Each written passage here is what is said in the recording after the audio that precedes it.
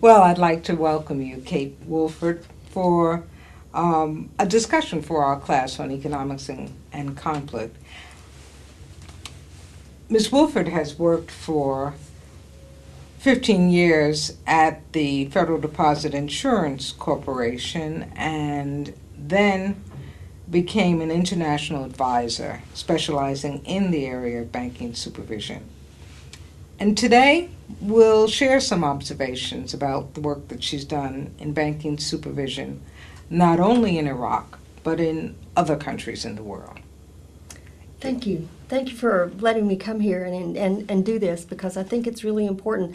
People don't focus on banking supervision very much because people don't even think about it, particularly people in the United States, because you don't see banking supervisors. The only time that anybody ever knew anything about banking supervisors is the movie It's a Wonderful Life, when James Stewart is trying to collect enough money to keep the bank examiners away from the door. But in every country, one of the most important elements of economic development and improving economic development, particularly in emerging markets, is to get integrity in their financial system and to be able to build public trust. Because we all realize that banks perform a role of financial intermediation.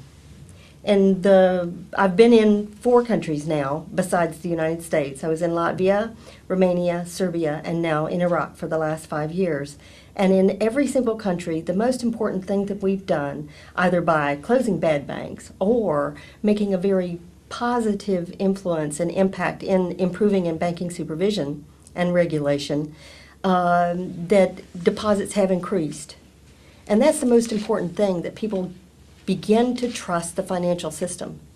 Even now in Iraq, and I can say this about other countries as well, what we've had is that people will say, the bank won't lend me money. But then your next question has got to be, well, do you trust the bank? Do you put money on deposit in the bank? Do you evidence your trust in them so that they can trust you? Well, no, I don't trust banks. Well, then why do you think that they would lend you money? And so this goes on from not only the individual scale, but to the scale of small and medium enterprises, and to the even larger scale of developing corporate debt markets and other economic activities that will naturally stimulate growth. Good organic growth, which is what every single country needs. They don't need people giving them money. They don't need you don't need us or anyone else to keep throwing money into an economy, because it's not productive. It's not sustainable. Well, what kind of instruments or exercises can you go through to build that kind of reciprocal trust? Well, first thing you have to have, and you have to know that there is a formal, there's a world set of best practices in banking, and particularly in banking supervision. The Ball Core Principles for Effective Banking Supervision set a guideline. They set a standard for standards for prudential ratios, standards for how you should approach how bank examiners should examine banks, how banks should be licensed. All of this sets the stage for the very minimum things that you should have in a banking system. And then you build from there. If you reach these minimums, and there's an analysis, a test that you can perform in your central bank or your banking supervisory authority, because in some countries they have super regulators now. After I left Latvia, they moved to a super regulator approach, which is something like you have in the Financial Services Authority in the UK.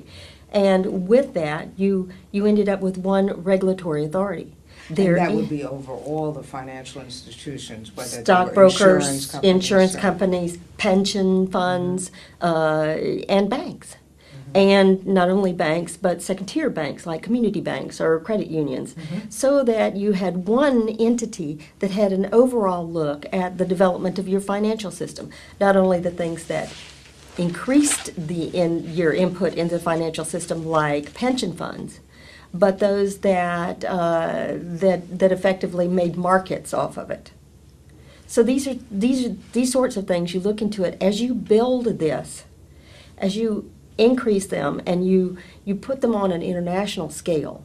You join the right clubs, if you will. You join the FATF, the Financial Action. You know it Task better than force, I. yes, Yeah, the task yes. force. These things that give you international credibility. The governor of your central bank or your regulatory authority speaks out and speaks out in public about the responsibilities that bank directors have for not only their shareholders but for their depositors. Well, I was going to return to the Ball principles and to one of the key principles in banking supervision and regulation is who can be a banker. And Well, that's the how thing. do you qualify to be a banker and what kind of reputation do you have to have? Could you comment on that? Not every country has really kind of tipped their hat to appropriate fit and proper tests. The fit and Because this is extremely important, as you say. I mean, that's how you build trust. Banks are highly leveraged institutions. They depend on using other people's money in order to be able to intermediate, to invest in projects that would benefit the economy. And they don't do it with the idea that, oh, I'm an economist, I should do this. They do this because it makes money. It is a business. They're for-profit entities. And that's a good thing. I mean, there are some people in the world that might not think that capitalism is the best thing in the world, but in the case of banking, it is a good thing because they have a private motive. But we have to go back to a very elemental level, and that is, and I'm sorry, I see you going to talk, but that's the asymmetry of information. You know, I can lend to you, but you know more about what you're going to do with that money than I do. Yes. So you know whether you're going to pay it back or not. I can do every single test that's possible. And say in the United States, here, we have scads of information. But the thing that gives me the best information about how you're going to handle your money and your obligation to me, say, as a bank or a lending entity, is that I've been able to observe you over a period of time. I've seen how your money is paid into your account. I've seen how you spend money out of your account. And I've seen whether or not you've saved. This is why people need to trust banks. If we go back, and this is Frederick Mishkin, who to me is a god. I'll just say it. And what was he on the Federal Reserve Board? Yeah, he's And absolutely he was our brilliant director of research economist. at the New York Fed when I was there. Such a brilliant economist. But we talk about the asymmetry of information, particularly in banking supervision, because what we want to know, has this been a customer? Has this person put their trust in the bank? And then how have you monitored, how have you gained information about this particular customer? But you can only do that if you have a customer relationship. So what I want to tell you about right now, and you know, kind of an progression from that, is if we look at what Iraq has done, the private banks in particular, in terms of gaining deposits since late 2007, and starting to make loans and starting to do real good productive lending. Now the problem with Iraq is they don't have a good legal infrastructure for lending. So they depend much, much more on relationship than any other entity. Now, I examined banks when I was with the FDIC in Mississippi, where we used the theory that incest was best, and in banking, because if you couldn't lend to your relatives, who could you lend to? After all, you knew them better than anybody else that you knew, possibly. Well, Iraq, to a certain extent, is kind of like that, and particularly in the case of private banks.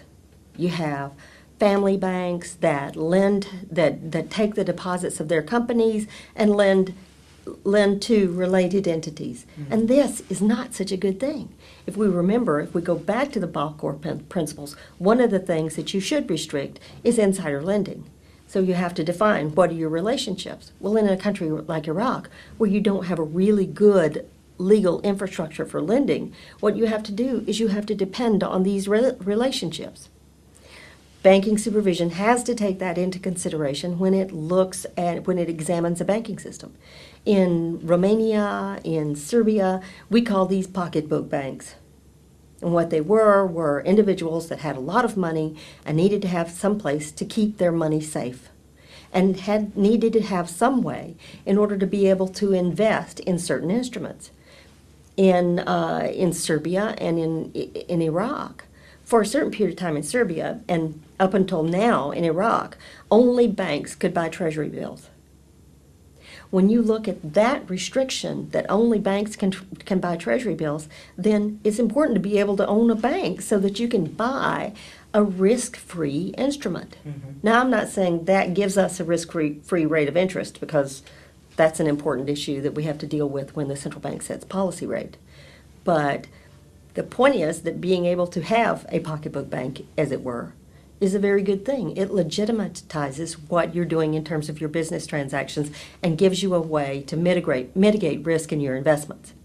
Well, but that raises a question for me, in that I always think of banking and intermediation as a key factor in economic growth, because the credit officer assesses the business plan, the investment opportunities of a firm, and chooses to lend to those firms whose express plans give the highest probability of an increased return.